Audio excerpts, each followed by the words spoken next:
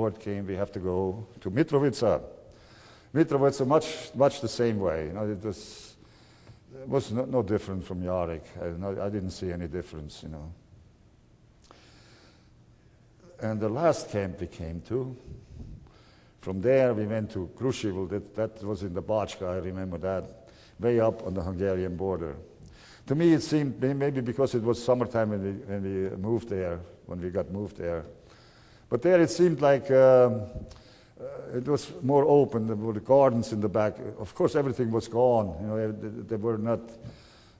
there was not much you can do. The people would dig around the back and try to find roots and horseradish, which usually goes very deep. They were like holes. You wouldn't believe it, how deep they went to find a little root, something. Well, there, my mother was they had like workforces. And since it was summer, they would be, every day they would go out and work the fields, because there were fields all the way around us. So my grandmother, my sister and I, we were in town usually. And the one day, I remember an incident. There were many incidents, but it would take me too long to describe all these, some funny and some very, very, very close to death. But one time they had the idea they're going to de-lice us, you know, like they're going to try to get on top of the lice situation. That was already in 47, going towards 48. So they told us to report to a place in the town. I think it was a bakery, because they had these ovens our people were known to have in the backyards, because I remember my grandmother, they would bake bread once a week or once every 2 weeks. And it was a masonry situation which was heated up with wood. And then when it was hot, they would remove the wood and they would put the bread in. But instead of that, they say, get undressed. They put us in a room there, get undressed. Everybody had to be naked and make a bundle out of your clothing. And they would put the clothing in there and hope that the heat would kill those bugs.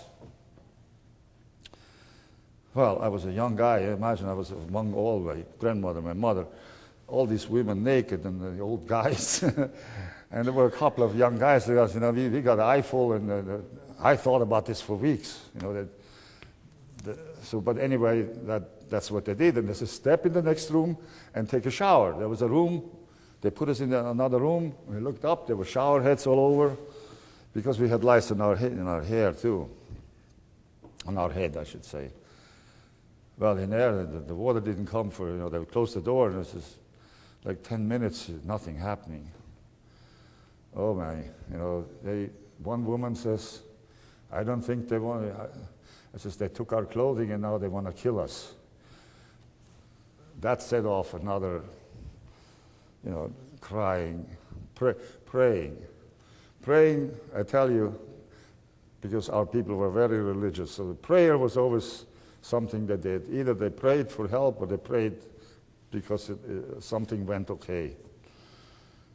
And the deals they try to make with God. And I think back, some of this was funny. Not at the time, but now, looking back, they would promise God anything. My grandmother was one of those people, just to get us out of here. They would, you know, if we come out here alive, you know, they would do this and they would do that and they would do that. Just God, get us out of here. Which many times, you know, when there was a moment where there was danger, that's what happened. But finally the water came. You know, everybody shut up and was glad that this was what it was. Well, life went on. My mother went working. But I think I slowly started to lose hope, because we always had the hope that, oh, we made it through here, oh, maybe. And I thought to myself, we never make it out of here. My grandmother, which was also a little optimistic most of the time, must have thrown in the towel too, because she started to take water in her legs. And I contracted a fever, which was, you shook, I don't know what the name is, but a lot of people had it those days. You had the shakes and you were cold for a period of time, and then you got hot after that. You start sweating. And then after that, you were normal again. But it sapped that little energy you had, it sapped you every time, and you got weaker and weaker. So while we were laying there during the day already, my grandmother wasn't moving anymore, and I laid next to her. Behold, 3 young teenage men, and we knew about them, everybody knew about them. They were taking people across the border, but for money. Now, who had money? We had no money.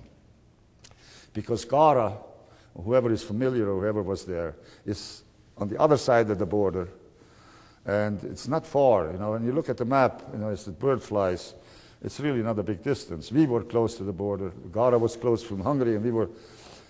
But there was a funny curve in the map. I noticed later that if you didn't know where to go, you ended up back in Yugoslavia again.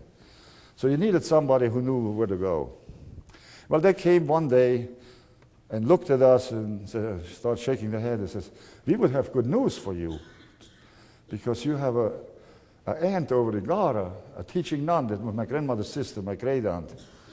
And she told us to go look for you there were 2 camps. There was Kruševo and another one I forgot the name of, not far from us. And if they find us, to bring us over to Hungary." So they says, "But in this condition, you guys can go nowhere." And they says, "Oh, what are you going to do?" And then they were talking among themselves. They said, "I'll tell you what we do. We're going to bring you food in every now and then you eat the food and see if you get stronger." So they did. Every now and then would show up with bread. You imagine, this was like the Cadillac, and a piece of bacon, So we got stronger. And I think part of it was also that hope was rekindled, because what you think and what you feel is so important, I think, in these camps. And the religion saved a lot of us, because our people, like I say, they're so religious, it hurts. At least our old ones were. I don't know, us young ones, we're too modern already. So this went on for a while, and then about after 3 weeks, they came again, and they said, well, why don't we give a try now? We try to go to Hungary. Okay. Well, the plan was, my mother was outside of the camp anyway, working with the force, and they had not much trouble stealing away.